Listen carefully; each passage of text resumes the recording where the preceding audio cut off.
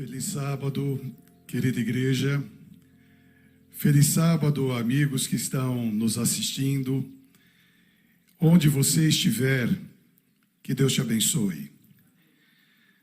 A casa que você está, o sítio, a fazenda, a praia, nesse feriado, e mesmo que você esteja em outro país, onde você está agora, tem a presença e o poder do Espírito Santo.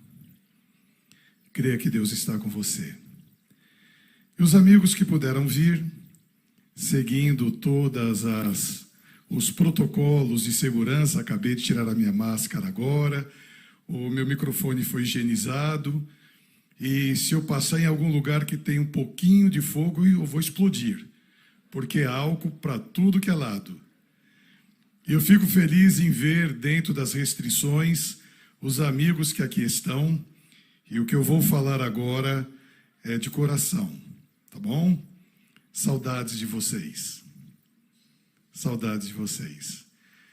E, por incrível que pareça, quando eu fui pastor aqui, já ficaram para trás 23 anos. Em 23 anos eu fiz uma porção de casamentos aqui. Já tem vários bebês. A minha neta mais velha vai fazer 14 anos, para ver como essa turma está velha, não é? Tem um trombadinha de 10 aninhos, coisa mais linda, e depois tem outro de 6, de 1, e tem um baby de 3 semanas. Meu baby japinha, eu tenho um japonesinho na família. E fico muito feliz todas as vezes que chego aqui, e consigo ver essa igreja tão amada, tão querida, tão especial. E nesta manhã nós vamos tecer alguns comentários, inclusive o hino que foi cantado há pouco, Luz Bendita, Luz Divina, concedida lá dos altos céus. E o título que eu dei, eu não sei se está aí na tela, o título é Acende, mas não brilha. É somente uma sombra. Quando eu dei esse título, acende, mas não brilha, é apenas uma sombra, é somente uma sombra, quem olhar esse título vai dizer que o pastor Jonas ficou meio doido, porque não tem sentido nenhum. É totalmente desconexo, mas eu vou explicar para os amigos do que se trata. Deixa a sua Bíblia aberto aí em Mateus capítulo 5 e vamos tirar o texto principal desta manhã, e mais uma vez a nossa saudação, e eu quero lembrar que eu tenho vários amigos e da família que estão assistindo agora. Por sinal, assim que eu cheguei, o Mário perguntou, quero agradecer mais uma vez, meu querido amigo Mário, pelo convite, e eu não vou começar a citar os nomes de quem eu estou vendo por aí, senão eu vou passar o culto todo falando. Eu estou vendo muitos do meu tempo, inclusive a Rosinha que está na câmera aqui, viu? Vem aqui na minha frente. O Mário perguntou, e a Agnes, a sua esposa, veio? Ela, infelizmente, não pôde vir, mas ela está assistindo lá em casa. Um beijo, meu amor. É assim que se faz, não é? Eu estou vendo as mulheres fazerem todas assim. E os primos estão ali do lado, Cláudio, Ana, e tem os outros primos, família, em várias partes. E vamos agora orar pedindo a bênção de Deus para esse assunto. Acende, mas não brilha.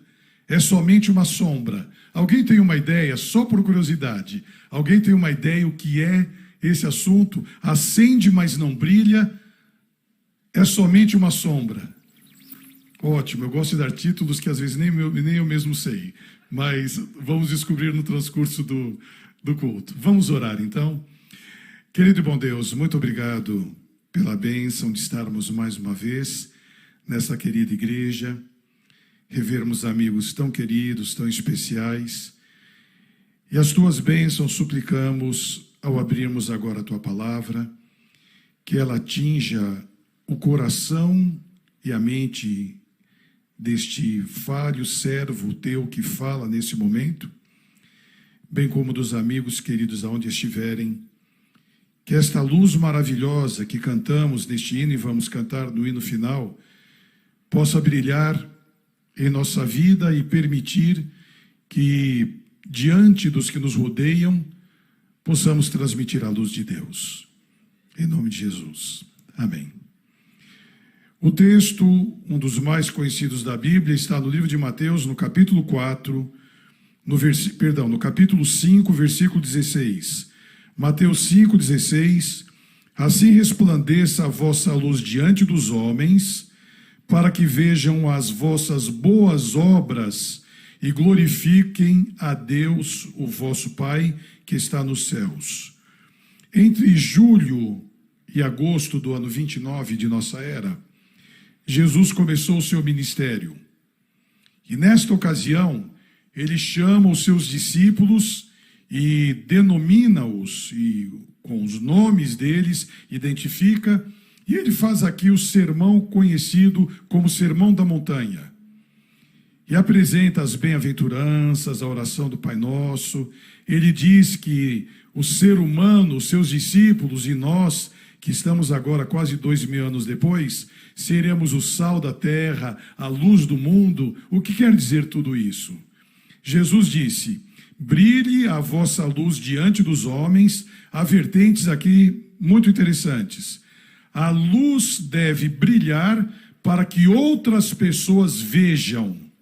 Mas quem vai ser glorificado não é você que está brilhando, não sou eu, e sim o nosso Pai que está nos céus. O que são estas obras que podem ver em nós? Há uma semana atrás, nós estivemos no Rio de Janeiro em uma cerimônia muito interessante, onde os judeus chamam de Brit Milá, que é a circuncisão dos meninos ao 8º dia, e de acordo com a própria orientação bíblica, e é uma família a qual estamos ligados, e eu fui convidado juntamente com a minha esposa para estarmos lá, e depois eu faria uma bênção sobre os babies, um casalzinho de gêmeos, o Noé e a Nina. Noah e Nina. Sábado passado. Eu estava no apartamento e o meu cunhado, o Pedrão, que está assistindo agora, um beijo, Pedrão. Nós entramos em um aposento e ele me chamou a atenção para uma luz daquele aposento. As luzes todas acendiam e aquela também acendia. Mas quando você acendia somente aquela luz, ela não brilhava mais do que 2 dedos ao redor dela. Normalmente as luzes, quando vão queimar, elas ficam piscando e depois queimam. Ou queimam de uma vez. Mas essa luz não. Ela diminuiu possivelmente 98% da sua luminosidade, mas não estava queimada. Porém, quando você olhava para aquela luz, de onde eu tirei o título, que eu falei: Pedrão, você viu que ela acende, mas não brilha? Eu falei para ele: ela está acesa, mas não brilha. Somente uma sombra, uma sombrinha de 2 dedos ao lado dela, não iluminava nada. E a hora que eu falei essa frase, eu peguei uma caneta e falei: vou anotar, porque eu vou fazer um sermão sobre isso. Uma luz que ela está acesa, mas não brilha. Eu nunca havia visto. Ela não transmitia para a escuridão daquele aposento absolutamente nada. Eu fiz um teste. Liguei apenas aquela luz. E ela acendeu, mas não tinha brilho nenhum. Eu comecei a pensar da semana passada para cá em minha vida, não na sua. Porque é fácil o pregador, o pastor, chegar aqui ou fazer um sermão e começar a contar ou a identificar a igreja, a congregação, ou no caso alguém que está nos assistindo. E eu fiquei pensando, onde em minha vida eu posso ter luz, mas não está brilhando? Eu estou ligado à tomada, a energia está chegando. O problema não é da energia, da fiação, nem dos aparelhos que estão ali para as luzes serem ligadas. O problema é comigo. Eu comecei a analisar na vida cristã e em relatos bíblicos pessoas que estiveram com Jesus, brilharam por algum momento, em outro seguinte, deixaram de brilhar, quase apagaram, e alguns se apagaram totalmente. E esses relatos que vieram à minha mente trazem inicialmente dois homens ricos, bem posicionados, faziam parte da cultura do povo judeu de uma forma proeminente, eram muito bem aceitos, e não somente por condições financeiras que eram relevantes, mas também porque eram pessoas que orientavam. Um deles era um príncipe, que nós não conhecemos o nome dele, apenas como o jovem rico. Ele foi ter com Jesus. E a história é tão conhecida, eu apenas vou lembrar rapidamente para os amigos que estão nos assistindo, ou aqui mesmo na igreja, que não conhecem. Um jovem rico foi ter com Jesus e ficou encantado em ele ser um rabi. Ele não foi a Jesus porque aceitava ele como Messias, como Salvador. Ele foi a Jesus porque o identificava como um rabi, como um doutor da lei. E ele começou a conversar com Jesus a respeito da sua vida. E Jesus, em seu diálogo com esse jovem rico, começou a falar sobre os mandamentos. E citou alguns mandamentos. E aquele jovem disse: mestre, eu guardo todos esses mandamentos desde a minha infância. Eu conheço tudo. Eu sou um guardador da lei. E Jesus então disse: apenas lhe falta uma coisa. Eu fico pensando, amigos, e você que está nos assistindo agora, se porventura Jesus chegasse a mim nesse momento e dissesse: Jonas, uma coisa te falta, eu ficaria muito feliz, porque tantas coisas me faltam. E para você, o que poderia ser caso esse encontro fosse hoje com Jesus? O que ele diria para a sua vida? O que lhe falta? E quando o jovem quis saber o que faltava, Jesus não disse o que era. Jesus apenas disse: vá, venda tudo que você tem, dê aos pobres, vem e segue-me.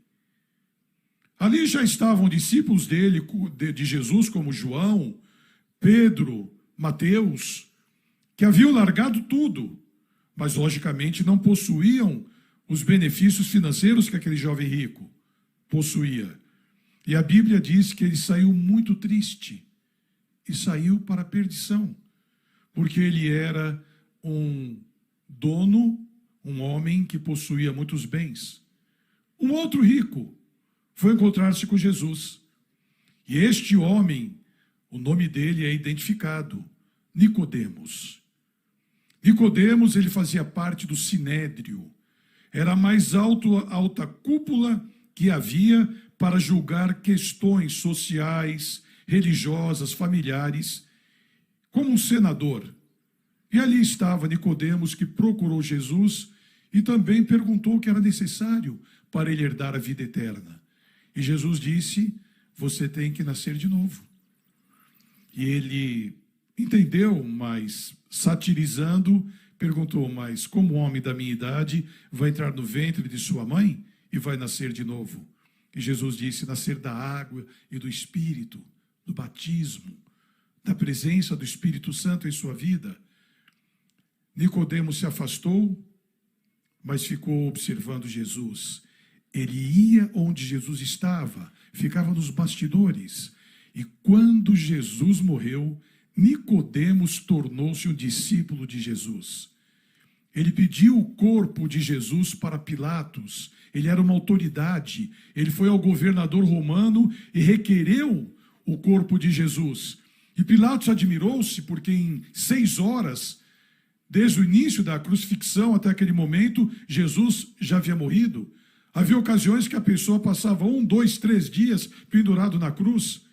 E quando Nicodemos pediu o corpo, e junto com José de Arimateia enterrou Jesus, ele tornou-se um discípulo, e todos os seus bens ele dedicou para a igreja iniciante. Tornou-se pobre dos bens materiais e rico, milionário dos bens espirituais. A luz do jovem rico, durante algum tempo, tremulou, mas apagou. A luz de Nicodemos ficou pequenininha. Ele creu que Jesus era o Messias, ele creu que Jesus era o Salvador, mas ele não se identificou. E durante o ministério de Jesus, ele ficou apenas observando. E aquela luz, ela ligada novamente ao conhecimento, à aceitação, ao projeto de salvação, fez dele um dos principais discípulos da era iniciante do cristianismo. E chegamos até nós. Eu poderia citar muitos exemplos bíblicos, mas eu gostaria de dar alguns exemplos práticos do nosso cotidiano, do nosso dia a dia. O que seria hoje você brilhar? Aonde você deve estar? Em qual lugar você deve vislumbrar, olhar para ter essa luz, para ter esse reflexo? Há vários anos atrás, na realidade algumas décadas, eu fui à Ilha do Bananal visitar o meu tio, pastor Caleb Pinho, que era missionário na Ilha do Bananal. O meu irmão Naor e eu fomos e estávamos ali com a família. E a Ilha do Bananal é a maior ilha fluvial do mundo. Existe na Ilha do Bananal 2 tribos dos Carajás. Uma em Santa Isabel, onde há um posto avançado da FAB, e muito mais, algumas léguas, rio abaixo, rio Araguaia abaixo, a aldeia de Fontoura, onde o meu tio e a minha tia, a família, estiveram por aproximadamente 10 anos como missionários no meio dos Carajás. E ele que pilotava a Luzeiro do Araguaia, uma lancha, um iate de 3 andares, onde havia lugar para atendimento odontológico, para atendimento médico, para distribuir alimentos. E na época da cheia, o meu tio descia o rio Araguaia e atendia os ribeirinhos. E ali estávamos nós, passando férias no rio Araguaia, e o meu tio disse: vamos pescar na Lagoa dos Cavalos. Tem muito pirarucu ali. É um peixe muito grande. Vamos pescar. E nós fomos com um índio, com um pequeno barco que eles chamam de voadeira, com um motor atrás, que acelera aqui atrás, e descemos. O índio pilotando, meu tio, o meu irmão e eu. Fomos na Lagoa dos Cavalos. E o medo? Muito jacaré. E nós passamos umas 2 horas pescando. Eu nunca havia pescado daquela forma. Aliás, nasci e me criei aqui em São Paulo, poucas vezes eu pesquei. Só que era uma pescaria com colher. É um anzol que parece uma colher e por dentro tem um anzol grande. Então, fora parece uma colher. E você dá uma linhada, joga longe e puxa a linha e aquilo vem brilhando. E vai o peixe ali, a bocanha, achando que é um peixinho menor e por trás tem um anzol. E você puxa o peixe. E nós passamos umas 2 horas jogando o anzol. Quantos peixes pescamos? Nenhum. Isso é raro. Saímos quase ao anoitecer e o índio pilotando, saindo daquela lagoa que o rio Araguaia faz, ele pegou um banco de areia e quebrou o pino do motor. Então ele teria que puxar o motor, desrosquear aquela ponta do motor e colocar um outro pino, só que a correnteza, um pouco que havia no lago, começava a levar. Então meu irmão e eu pulamos na água, o Naor e eu, estava raso, e colocamos o barco assim mais ou menos no ombro e fomos arrastando o pé na areia, na água, com medo de pisar em cima de uma raia. Imagina onde a gente estava. Enquanto nós íamos e o índio trocava aquele pino, escureceu. E a hora que ele saiu no rio Araguaia, breu total. E o índio acelerou e nós demoramos 1 hora e pouco para descer, para subir o Rio Araguaia contra a correnteza, pelo menos 1 hora e meia. E o índio vai, e a gente conversando, aquela escuridão e um dos céus mais estrelados que eu vi na minha vida, algo extraordinário, espetacular, o céu no Araguaia, e o índio vai, daqui a pouco ele diz, estamos perdidos. E meus amigos, quando o índio fala que está perdido, quando o índio fala que está perdido, você pode começar a orar muito, porque se ele resolver colocar o barco em algum lugar e parar, é tudo mata fechada, muita onça, muita cobra, muitos animais ferozes, e ali nós começamos a orar, e o índio vai, e tem no meio do Rio Araguaia ilhas que ele contorna. O Rio Araguaia, há lugares que você não vê o outro lado da margem, de tão largo que é o rio. E no meio, algumas ilhas, e ele tem que ladear. E ele vai. Depois de muito tempo, o meu tio olhou, mas no fundo do horizonte, que não podíamos ver, uma pequena luz. Era a luz da casa do meu tio, que estava na barranca do Rio Araguaia. E a casa do missionário ficava bem na barranca da aldeia de Fontoura, e à direita, ao lado, ficava a aldeia toda com as casas, né, do taperas dos índios. E o meu tio falou, siga a luz.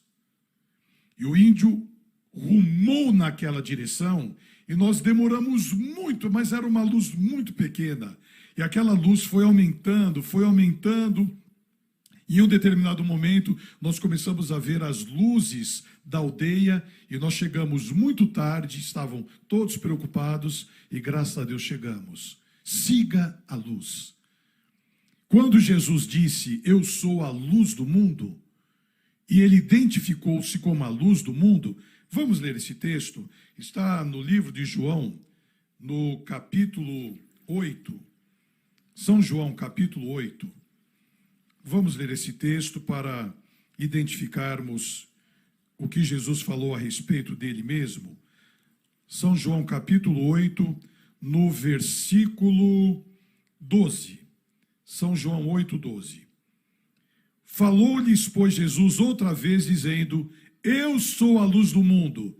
Quem me segue não andará em trevas, mas terá a luz da vida. Eu sou a luz da vida. Quem me segue, quem olha para mim e segue, não vai andar em trevas. Esta luz que Jesus estava identificando é colocada por ele mesmo no Sermão da Montanha, em Mateus capítulo 5, como atos. As pessoas vão olhar para vocês e vão ver as boas obras. Então nós podemos ser identificados não pela pregação, não por aquilo que falamos, mas por aquilo que fazemos. Olhando para Jesus, ele é a luz. Em muitas ocasiões, nós estamos tão distantes dele, que vemos muito longe, quando após uma entrega, uma oração, nós vemos a luz, sabemos que é a de Jesus. E estamos rodeados por trevas. As trevas que nos assediam para não irmos a Jesus. Mas que obras são essas que ele identificou, que ao olharmos para ele, nós também vamos ser luz?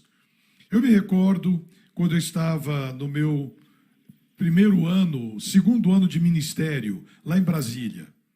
Isto daí é em 83. E uma determinada ocasião, a minha avó materna foi nos visitar. A avó Anunciata, era o nome da minha avó. E ela chegou em casa, costureira, de alta costura, aqui em São Paulo, a vida toda. O cartãozinho dela era identificado como Madame Tietzi, que era o sobrenome dela. Ela era de Arezzo, na Itália, perto de Firenze, um lugar que a Zenaide conheceu em alguma ocasião. E quando a minha avó chegou em casa, lá em Brasília, ela disse para mim, me leve em uma loja para eu comprar alguns tecidos. A minha avó não conseguia parar. E eu levei lá em Brasília, em um determinado lugar, e ela comprou 3 cortes de tecidos diferentes, de cores diferentes, de texturas diferentes, levou para casa e disse assim para mim: traga aqui 3 moças para servirem de modelo para mim. Eu pensei, vou chamar as meninas da igreja, estão com 15, 17 anos, para virem aqui. E elas chegaram em casa e a vovó tirou a medida delas. Tirou a medida e passou 3 dias cortando os tecidos. Mandou que elas viessem na quarta-feira fazer a prova. E elas colocaram, e a minha avó foi lá com os alfinetes, com aquele giz que deixa a marca, e foi tirando a medida, agradeceu as meninas e falou: voltem sexta-feira para a prova final. Sexta-feira voltaram às 3.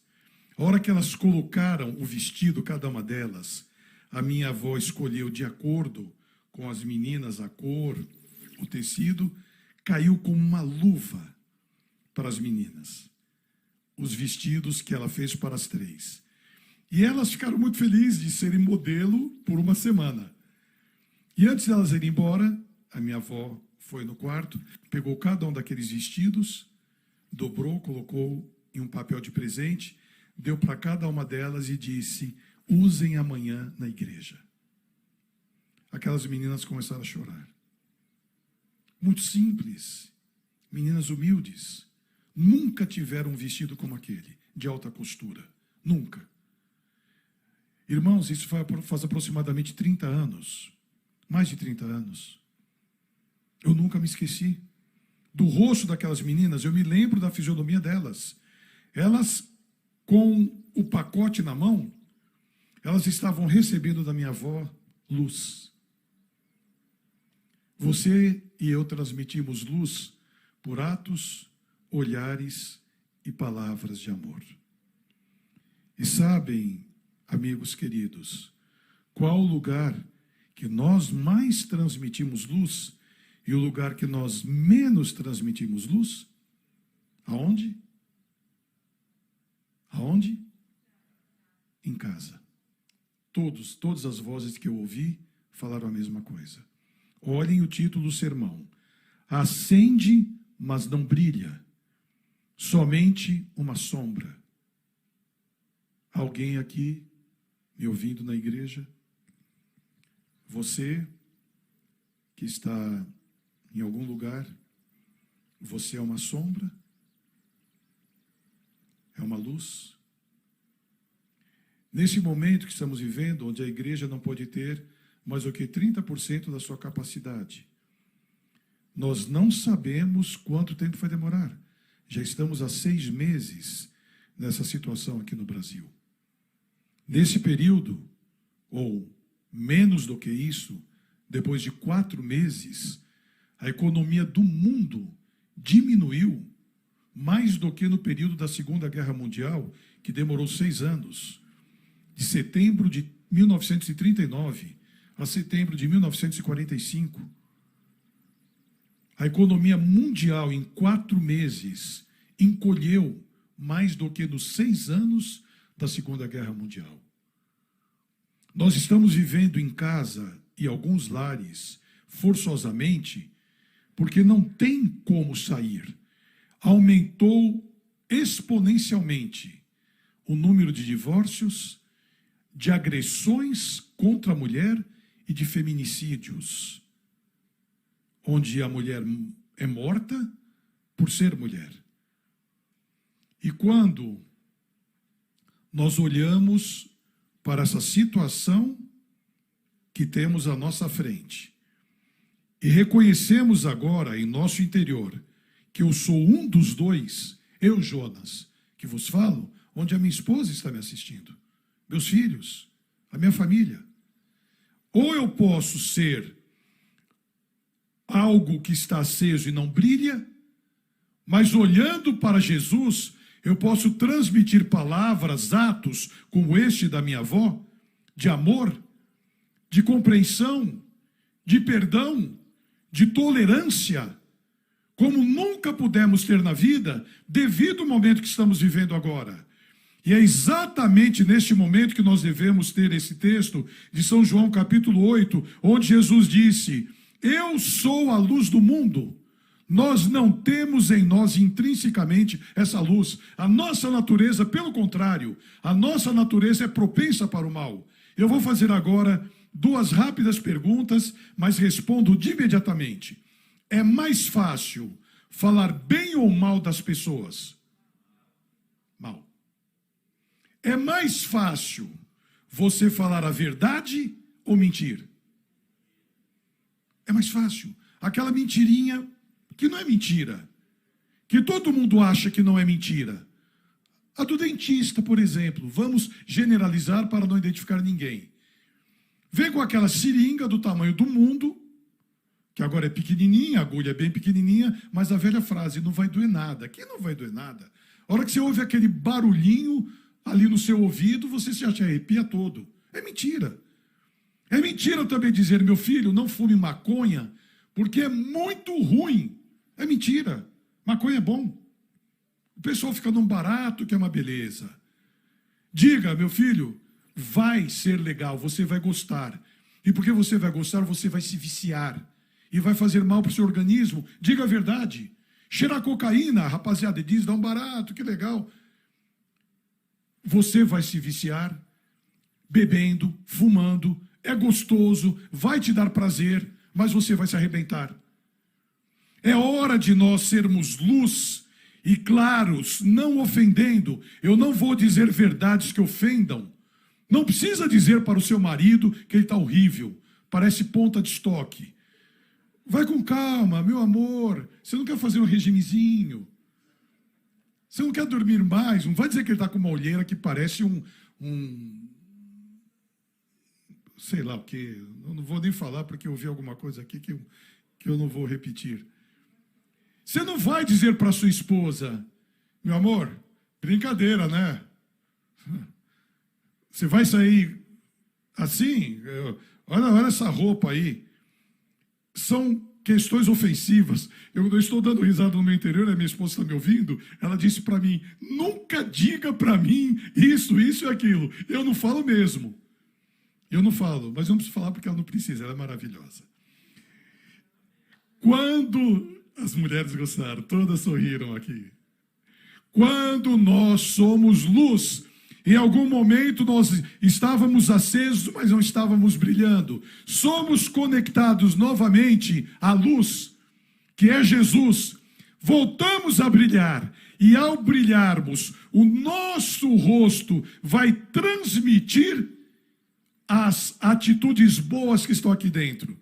Já viram pessoas agradabilíssimas, que você chega perto da pessoa, não conhece, mas o sorriso é agradável, a pessoa te dá bom dia sem te conhecer, a pessoa diz, por gentileza, pode ir, sem te conhecer. Você fica feliz em estar ao lado daquela pessoa, e chega um outro que olha para você, o senho é tão fechado que você fica com medo, e não vê a hora de sair do elevador. Não viu, tá do lado ali, parece Satanás que está encostado em você. Uma coisa horrível. É isso que a Bíblia está dizendo. É exatamente isso. Jesus brilha. A força do mal não brilha. Quem brilha é Jesus. E eu gosto de entregar publicamente, Mário, o que eu recebo. A minha esposa quer me matar. Eu recebi agora um recadinho há 5 minutos atrás, que eu tenho 10 minutos. E como nós estamos vivendo... Ela quer morrer aqui agora, que eu falei, não aponta para ela não. Mas eu vou parar nos 10 minutos a partir de agora, pode marcar aí. Olha, eu era pastor na Igreja Central de Brasília, no início dos anos 90. E um dos anciãos da minha igreja, Dr. Cleiton Rossi, era subprocurador da República, professor da UNB, da Universidade Nacional de Brasília, um homem cultíssimo. Todos os subprocuradores podem ser procurador-geral. Então, o presidente da República vai escolher entre os subprocuradores o procurador-geral, que é o ápice dessa carreira. E ali estava o Dr. Clayton, que poderia ser o procurador-geral em algum momento, era ancião da minha igreja. E um dia ele chegou e falou: pastor, vai ao meu escritório, que eu quero te apresentar o meu sócio, e vamos tomar um chá, e eu quero que você faça uma oração com ele. Eu falei: tá bom. E a hora que eu cheguei no escritório do Dr. Clayton Rossi, de advocacia, o sócio dele era o ministro Bernardo Cabral. Os mais antigos vão lembrar quem era Bernardo Cabral, que se afastou do escritório porque era ministro. Mas o Dr. Clayton convidou para que ele fosse naquela tarde, que o pastor da igreja dele estaria ali para orar com ele. Ele estava aí, um jovem pastor, eu tinha 35 anos. E o Dr. Bernardo Cabral, um homem voltado às letras, uma sabedoria extraordinária, começou a falar alguns poemas, nós tomamos um chá, fiz uma oração e levantei-me, e quando eu estava indo para o elevador, o Dr. Clayton, em um ato nobre, gentil, me acompanhou até o elevador. E o Dr. Bernardo Cabral veio junto. E enquanto o elevador não chegava, ele começou, o ministro Bernardo Cabral, a falar sobre o Dr. Clayton Rossi, o meu ancião de igreja. Em um determinado momento, ele colocou a mão no ombro do Dr. Clayton Rossi e disse: o Clayton é luz. Meus irmãos, a semelhança da história da minha avó, isso aconteceu há 27 anos atrás, 28 anos. Eu não me esqueço, o Dr. Clayton Rossi já faleceu, o ministro Bernardo Cabral está com 88 anos, idade da minha sogra, a minha sogra está com 88 anos, é a vovó Metralha, um amor muito querida, um beijo para minha sogra. 88 anos, o Dr. Bernardo Cabral. Mas eu não me esqueço da frase dele: o Clayton é luz.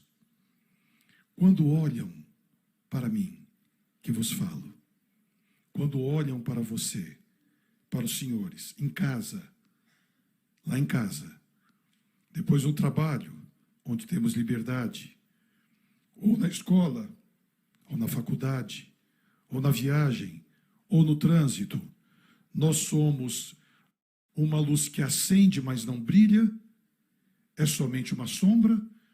Olhando para Jesus, que é a luz, nós brilhamos. E quando nós brilhamos, somos humildes suficientes para dizer: não sou eu, é Jesus em mim, e Ele vai brilhar. Eu havia separado um texto que eu não li, mas vem à minha mente agora, e eu vou encerrar com ele. Em São João, capítulo 3, versículo 19, pode mostrar o motivo pelo qual nós deixamos de brilhar. São João 3,19 diz assim: e a condenação é esta, que a luz veio ao mundo e os homens amaram mais as trevas do que a luz, porque as suas obras eram más. A luz veio ao mundo, mas os homens amaram mais as trevas, porque as obras eram más. Um hino que nós não vamos cantar agora, mas é muito antigo: meu amigo, hoje tu tens a escolha, vida, luz, morte, trevas, qual vais aceitar? Amanhã pode ser muito tarde. Lembram desse hino? Lembram? Cantarolhem comigo. Meu amigo, hoje tu tens a escolha, vida ou morte, qual vais aceitar? Amanhã pode ser muito tarde, hoje Cristo te quer libertar. A luz veio ao mundo, Jesus, mas os homens amaram mais as trevas. Que Deus permita que recebamos a luz de Jesus. Que Deus permita que deixemos as trevas. Que Deus permita que amemos mais as obras da luz. E o hino que nós vamos cantar agora, ele tem o título: Senhor, eu quero brilhar por ti. Já falei 3 vezes da minha esposa e vou falar a 4ª vez. Ela que escolheu esse hino. Eu falando sobre o sermão, ela disse: Senhor, eu quero brilhar por ti. Nós vamos cantar agora. Vamos ficar em pé e vamos cantar com todo entusiasmo esse hino que às vezes parece que ser um cristão não é coisa muito boa. O grupo de louvor pode vir e começa com essa frase: às vezes parece que ser um cristão é difícil em meio à multidão. E o coro diz: Senhor, eu quero brilhar por ti. Vamos cantar com todo entusiasmo. Vamos lá?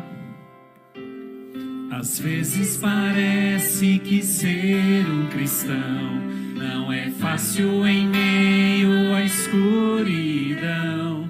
Ainda mais se eu pensar que não é minha luz, mas a união com Deus que o brilho produz.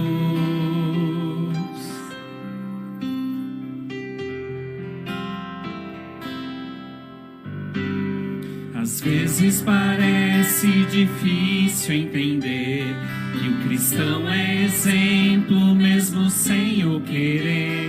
E por isso mesmo eu preciso orar, que Deus me ilumine e assim eu possa brilhar. Senhor, eu quero brilhar por ti quando o mundo se apagar. Eu quero que através da minha vida alguém possa te enxergar. Fazem com que mesmo sem palavras eu fale do teu amor.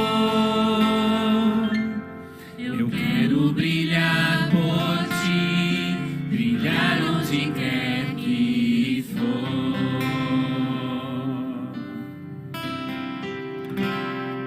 Segunda estrofe: às vezes eu temo. Às vezes eu temo que vou fracassar, pois eu sei que errei, continuo a errar. Mas se a minha luz parece extinguir-se, meu Deus me dá força pra prosseguir. Não importa o quanto, não importa o quanto eu tente me esforçar, eu só posso vencer se Ele me ajudar. É quando percebo meu esforço é vão, e o que devo fazer é segurar sua mão. Senhor, eu quero brilhar por ti quando o mundo se apagar. Eu quero que através da minha vida alguém possa te enxergar. Faze com que mesmo sem palavras eu fale do teu amor. Eu quero brilhar por ti, brilhar onde quer que for. Mais uma vez o coro para terminar. Vamos lá? Senhor, eu quero brilhar por ti quando o mundo se apagar. Eu quero que através da minha vida alguém possa te enxergar. Faze com que mesmo sem palavras eu fale do teu amor. Eu quero brilhar por ti, brilhar onde quer que for. O que você quer? Eu quero brilhar por ti, brilhar onde quer que for.